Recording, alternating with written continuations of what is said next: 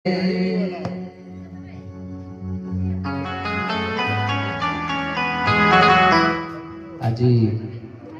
अति पवित्र संध्या।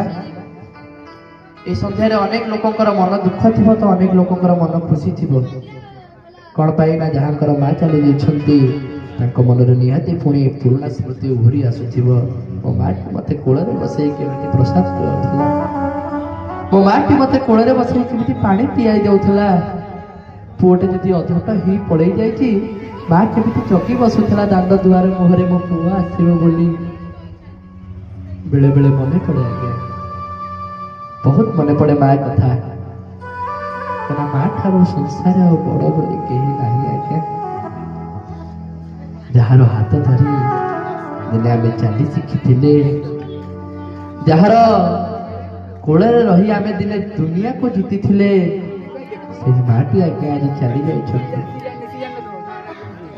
से माटी आज आज्ञा चली जाइए। बेले बेले मन पड़ जाए किपरि भाव में पुओ जो मना करे माँ मु खाइबिनी मो पेट पुरी जाइए। माँ कह अरे तू आसब खाइदे।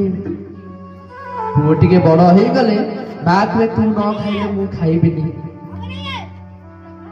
पुओ जिते बुढ़ा हेले मार माँ आगे पुओ छुआटे जब से पुओ खाऊ खाऊ माँ चली जाए एते दुख लगे से पुओ को। से पुओ केते न भावे निज माँ कथा। तेणुक आज से माँ को से माँ को आखि आगे रखी से माँ को टिके मने पकई से माँ को आज पदे कथा टी माँ टी सिना आमको वर्षे है छाड़ी दे पलैले टिके शास्त्र भितर को गले आम गोटे कथा भाविबा।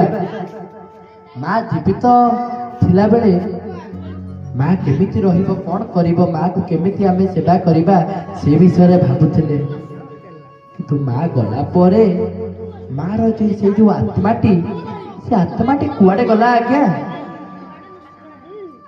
से आत्माटी कुआडे गला। से आत्मा ऊर्ध्वगति ही प्रभु को पाखे रहिला ना अधोगति ही नरक को गला ना आउ तारू ताठू अधोगति ही कोठी कीट पतंग होई जन्म होइछंती के जानि छंती। आज्ञा आपण माने कोन केही कहि परिबे जे तांको मां को आत्माटी कुआडे गला, तांको मां को आत्मार मुक्ति होला ना तांकर मुक्ति हेलानी से कोठी रहिले पुणी।